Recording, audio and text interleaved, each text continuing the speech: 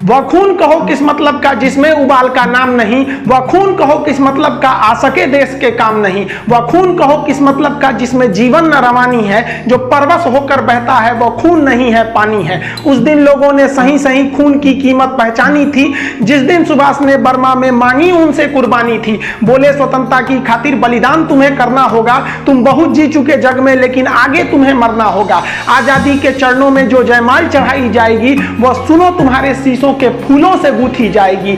आजादी का संग्राम कहीं पैसों पर खेला जाता है, यह शीश कटाने का सौदा नंगे सर झेला जाता है। अजानू बाहों ऊंची करके वे बोले रक्त तुम मुझे देना, बदले में भारत की आजादी तुम मुझसे लेना।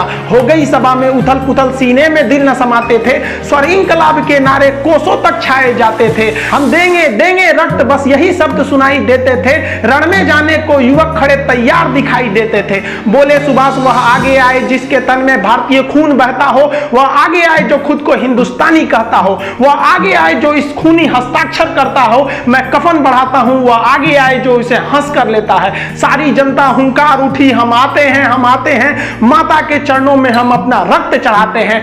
उस दिन देखा साहस से भरे युवक बढ़ते ही जाते थे, चाकू छुरी कटारों से वे अपना रक्त बहाते थे, फिर उस रक्त की स्याही में वे अपनी कलम डुबाते थे और आजादी के परवाने पर हस्ताक्षर करते जाते थे। उस दिन तारों ने देखा हिंदुस्तानी विश्वास नया, जब लिखा भारत के महावीरों ने खून से इतिहास नया।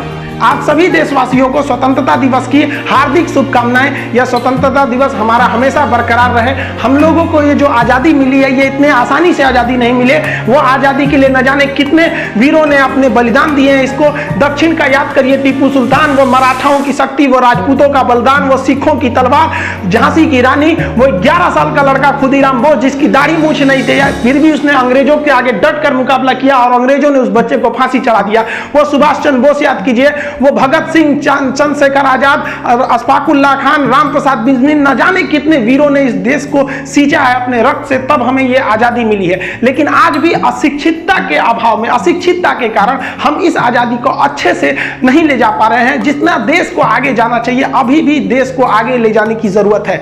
अभी हमको लड़ना है अशिक्षितता से।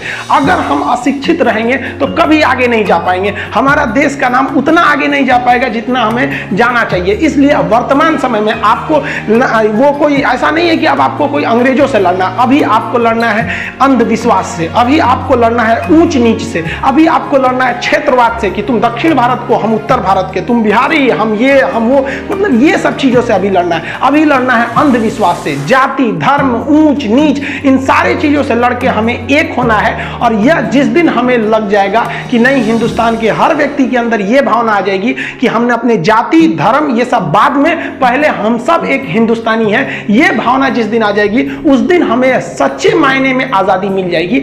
अभी हमें बहुत कुछ करना है इस देश को आगे ले जाने को। हमें अपने देश को अमेरिका, ब्रिटेन, जापान जैसे देशों के विकसित श्रेणी में लेके आगे जाना है। ये केवल हम तभी ले जा सकते हैं जब हम शिक्षित होंगे। नई शिक्षा प्रणाली भी इसी ओर में कदम बढ़ाने के लिए एक बहुत ही बढ़िया कारगर साबित हुआ है। हम लोगों ने, ऐसा नहीं है कि हम लोग आजादी के बाद हर मोड़ को देखा, ऐसा नहीं कि केवल विकास देखा या केवल मतलब विकासहीन देखा। हम लोगों ने बहुत सारे अच्छे काम भी किए। ग्लोबलाइजेशन, प्राइवेटाइजेशन और जो लिबरलाइजेशन था उसने देश ने काफी तरक्कियां भी की। हमने कई सारे युद्ध भी देखे, उस कई युद्धों में हमने ऐसी जीत दर्ज की जो पूरी दुनिया में कहीं नहीं देखी गई थी। 71 की लड़ाई में जब 93,000 फौजियों को हमने घुटना टिका दिया था, लेकिन वही युद्ध में हम लोगों ने देखा कि 62 में कैसे हमने मतलब संसाधनों के अभाव में हम लोगों ने उतना अच्छा काम नहीं कर सका। लेकिन उसी 62 के बाद 5 साल बाद हम लोगों ने चाइना को मुंह तोड़ जवाब दिए थे।